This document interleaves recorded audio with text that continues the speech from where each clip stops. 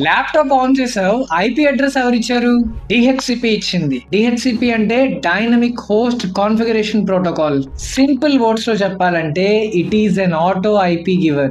Without DHCP IP address ని manual గా set చేయాలి. నెట్వర్క్ ఎర్రర్స్ అనేవి చాలా వస్తాయి. ఒక క్లియర్ కట్ ఎగ్జాంపుల్ నేను మీకు చెప్తాను. ఇప్పుడు ఆఫీస్ లో ఒక 100 మెంబర్స్ ఉన్నారు అనుకోండి. ఆ 100 మెంబర్స్ కి మీరు మాన్యువల్ గా ఐపీ అడ్రస్ సెట్ చేయాలంటే చాలా కష్టం కదా. సో అట్లాంటి ప్లేస్ లోనే డిహెచ్సిపి అనేది మనకు చాలా హెల్ప్ అవుతుంది.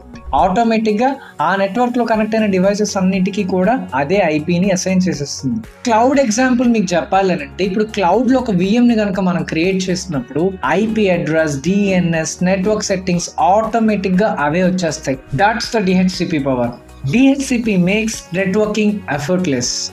ఈ టాపిక్ కి సంబంధించిన నోట్స్ మీకు కావాలి అంటే అకౌంట్ ని ఫాలో చేసి కామెంట్స్ లో డిహెచ్సిపి అని చెప్పి డ్రాప్ చేయండి. నేను మీ అకౌంట్ కి లింక్ డిఎం చేస్తాను. Thank you.